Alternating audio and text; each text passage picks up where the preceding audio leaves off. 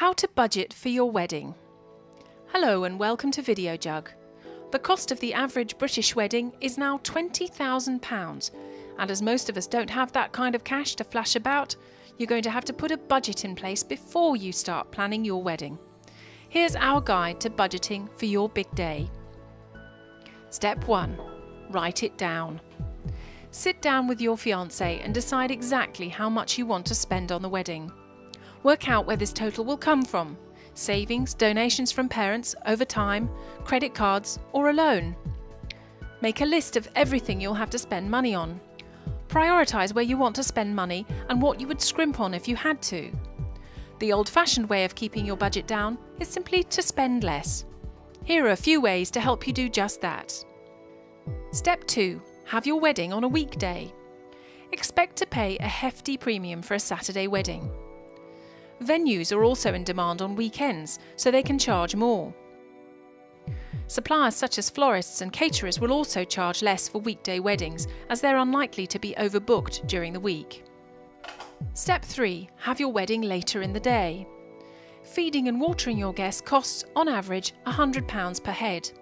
Start your wedding at 4 o'clock, and providing just one meal or buffet is perfectly acceptable. Step 4. Be sensible about your dress. Most brides-to-be pay between £1,000 and £1,500 for a dress they will wear once, and hiring is not much cheaper.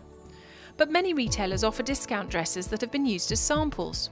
Alternatively, look at buying a once-worn dress from a website. Otherwise, take advantage of the ever-increasing wedding ranges at high street stores, where dresses can cost under £200.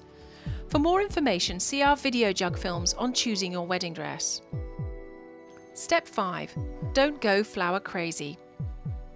Flowers are a backdrop during the wedding, not an essential part of the day. Choose flowers that are in season and therefore cheaper. You can use the same flowers in the church as you do at your reception venue, and if there's a wedding directly before yours, ask the couple if you can keep the church flowers from their previous ceremony and split the cost. Step 6. Save on your wedding snaps. Professional wedding photographers and filmmakers can be costly, so you may want to contact your local college for photographers and videographers. Make sure you check their work first so you're confident in their abilities, but it could save you hundreds if not thousands of pounds. Step 7. Get your scissors and glue out. Buying hundreds of wedding invitations, even from a standard high street store, can add up to £500 to your budget. Making your own with DIY kits or with bits and pieces bought on the internet can be cheaper and far more original. How about using a photo of you and your fiancé as children on the front of your invites? Step 8. Go on a booze cruise. Most wedding venues will insist on charging for a package that includes their own alcohol, but this can mean paying up to £25 for a bottle of very average wine. Scour around for a bring-your-own venue and take a booze cruise over the channel to stock up on drinks. Step 9. Call in favours.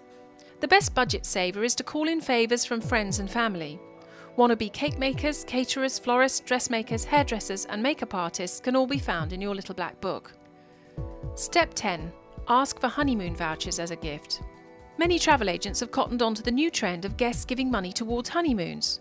You can register with the travel agent as you would a gift list, or guests can just go and buy vouchers direct from the agents. Step 11. Keep track of your spending.